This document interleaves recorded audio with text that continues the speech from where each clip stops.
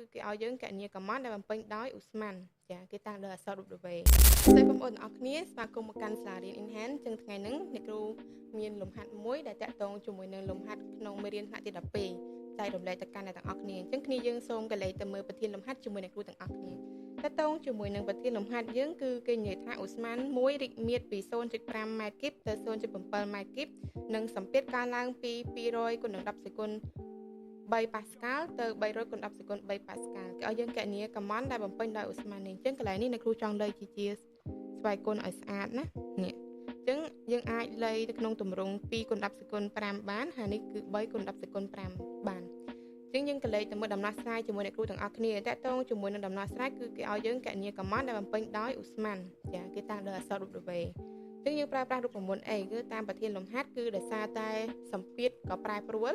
ហើយមាឌរបស់វាក៏មានការប្រែប្រួលដូចគ្នាអញ្ចឹងប្រកាសជាប្រើរូបមន្ត W ស្មើ1លើ2 P1 បូក P2 កតា P2 ដក V1 ចានេះគឺជារូបមន្តដែលយើងត្រូវប្រើណាអញ្ចឹងដោយ P1 គឺស្មើជាមួយនឹង2គុណ10សេគុណ5ប៉ាស្កាល់ P2 គឺ3គុណ10សេគុណ5ប៉ាស្កាល់ V2 គឺ 0.7 ម៉ែត្រគីបហើយ V1 គឺ 0.5 ម៉ែត្រគីបអញ្ចឹងយើងយកប្រធានសំទោសគឺយកបំរាប់ទាំងអស់ហ្នឹងជំនួសចូលទៅក្នុងរូបមន្តទៅយើងនឹងទទួលបាន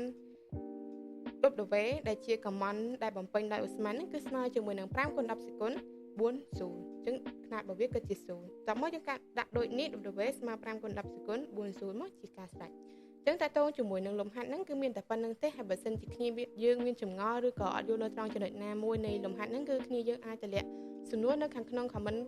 ខាងក្រោមវីដេអូនឹងបានចាអញ្ចឹងជួបគ្នានៅវីដេអូបន្តទៀតអរគុណច្រើន